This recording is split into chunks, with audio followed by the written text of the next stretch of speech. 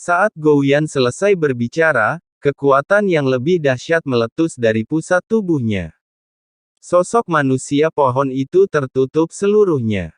Pada saat ini, Feng Xichang menoleh, melangkah maju dengan tiba-tiba, dan keganasan yang belum pernah terjadi sebelumnya muncul di matanya.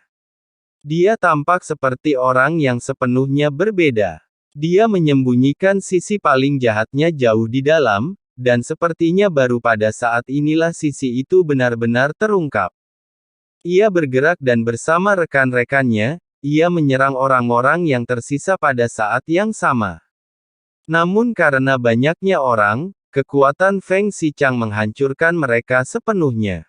Adapun dua orang wanita itu, mereka berdua diracun, sehingga akhirnya separuhnya terbunuh dan separuhnya lagi melarikan diri. Akan tetapi, separuh yang lolos semuanya diracuni. Feng Xichang tidak punya waktu untuk melanjutkan pengejaran, tetapi pandangannya tertuju pada bagian tengah formasi. Dia tidak akan pergi sekarang, karena setelah membunuh Raja Kupu-Kupu saat ini, dia akan bisa mendapatkan semua emas waktu. Pada saat ini, matanya meneteskan air liur, yang berarti dia telah merencanakan situasi saat ini sejak lama. Jika segala sesuatunya berjalan sesuai rencananya, haruskah saya juga berada di tengah formasi ini? Xiao Yan hampir sepenuhnya menjadi penonton. Kecuali saat pertama kali dia menarik perhatian Raja Kupu-Kupu, dia menghilang. Tentu saja, saya masih membuat banyak lelucon dari situ. Dalam keserakahannya yang gila, Feng Xichang tiba-tiba melihat sekelilingnya dan menemukan bahwa Xiao Yan tidak pergi. Dia sangat jelas tentang hal ini. Dia melihat Feng Xichang meraih udara, dan beberapa sinar dingin tiba-tiba terbang keluar dari formasi itu. Lalu muncul di telapak tangannya. Inilah momen ketika cincin Dangna muncul untuk ketiga orang tersebut. Hampir dapat disimpulkan bahwa tiga di antaranya dalam bahaya besar. Rangkaian pembunuh yang disebabkan oleh kekuatan peledakan diri Raja Kupu-Kupu. Mereka tidak memiliki kesempatan untuk melarikan diri dan semuanya dibunuh oleh rencana Feng Xichang. Namun jelas itu adalah jaring besar yang telah dijalinnya. Terus-menerus mengangguk dan membungkuk di depan orang-orang ini, menurunkan postur tubuh Anda, membuat mereka merasa sangat lemah. Justru karena ilusi inilah ketiga orang yang meninggal secara tragis menjadi sangat bingung karenanya. Akhirnya dia meninggal secara tragis. Tetapi apakah mereka betul-betul mati atau tidak, atau apakah mereka benar-benar mati? Feng Xichang tidak peduli, yang ia inginkan hanyalah emas waktu dan ruang. Dia bahkan tidak sempat memeriksa apa yang ada di tangannya, dan langsung memulai. Segel tangan berubah dengan cepat, seolah-olah sedang menyiapkan formasi teleportasi jarak pendek. Tidak ada cara untuk mengobati peradangan saat ini, jadi satu-satunya cara adalah melarikan diri. Menunggu Raja Kupu-Kupu di tengah formasi meledak sendiri dan berangsur-angsur menghilang. Pada saat ini, cahaya meledak. Memancarkan cahaya keemasan yang menyilaukan. Feng Xichang segera mengaktifkan formasi Roy, lalu mengangkat tangannya dan meraih ke arah tengah formasi melalui udara. Dalam sekejap, terlihatlah benda agung ruang dan waktu itu sedang direbut oleh Feng Xichang. Sebenarnya ada 5.000 burung phoenix emas waktu dan ruang. Xichang mengeluarkan raungan kegirangan, seolah-olah emas waktu dan ruang memiliki fungsi lain yang lebih penting selain melakukan perjalanan kelipatan waktu dan ruang berikutnya.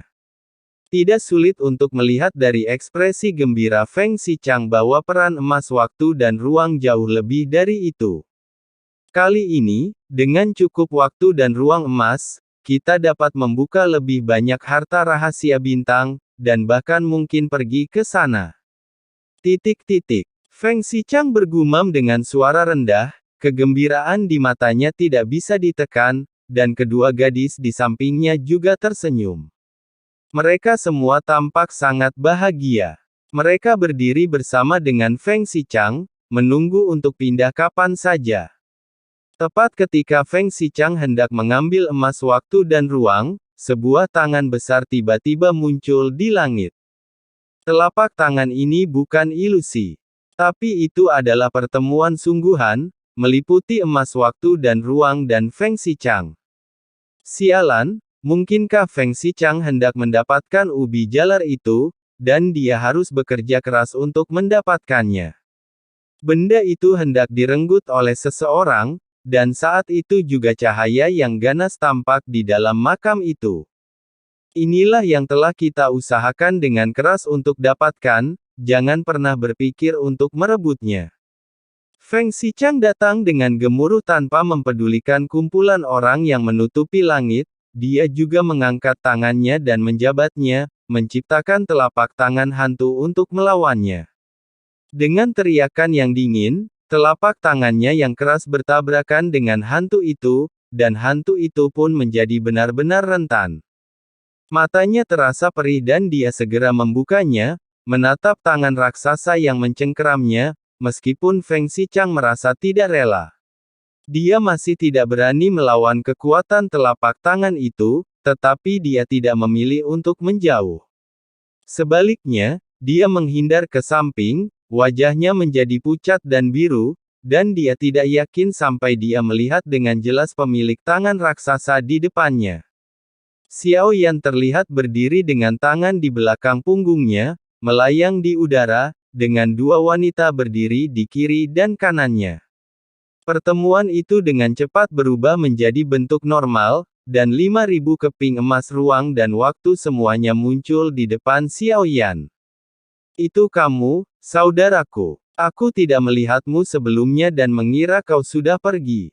Sejak saudara muncul. Kalau begitu, mari kita lakukan seperti yang kita katakan sebelumnya, kamu ambil 70% dan saya ambil 30%.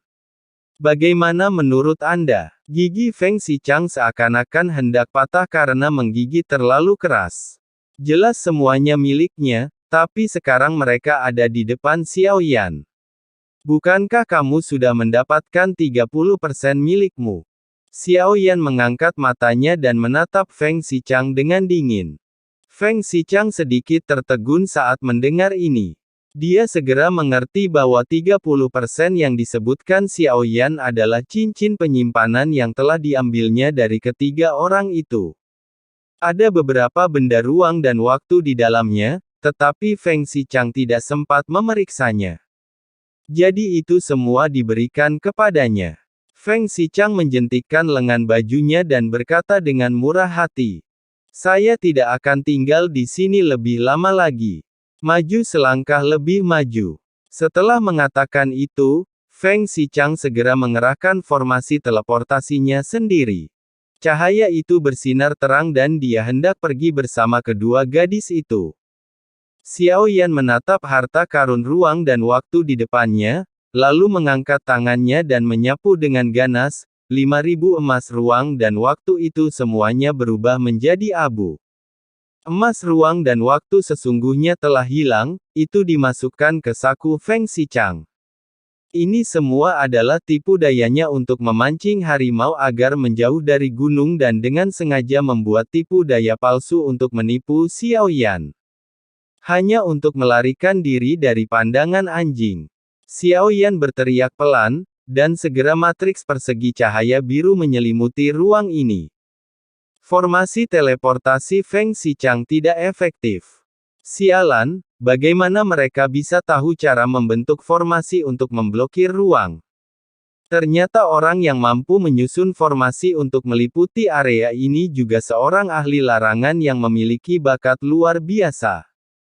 Salah paham. Salah paham. Saudaraku, ini ada 4.000 keping emas ruang dan waktu, terimalah. Ekspresi wajah Feng Xichang berubah, dan kepanikan tampak di matanya. Sepertinya dia benar-benar panik. 4.000 tidaklah cukup. Tatapan kejam melintas di mata Xiao Yan saat dia melangkah beberapa langkah maju. Suara langkah kaki yang berkumpul pada saat suara menggelegar itu diiringi oleh 7 langkah kaki yang memekakkan telinga dan seakan-akan memiliki kekuatan untuk menghancurkan ruangan. Ia membombardir Feng Xichang dari langit.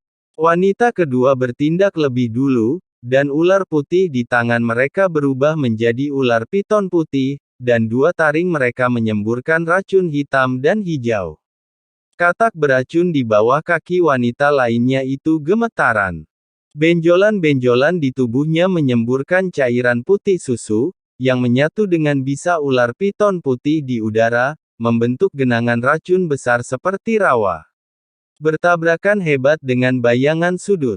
Xichang tahu bahwa tidak ada gunanya mengatakan apapun. Xiao Yan ingin membunuhnya, jadi dia harus bertarung. Feng Xichang menyeka wajahnya dengan tangannya. Ekspresi apapun lenyap, digantikan oleh wajah yang teramat dingin.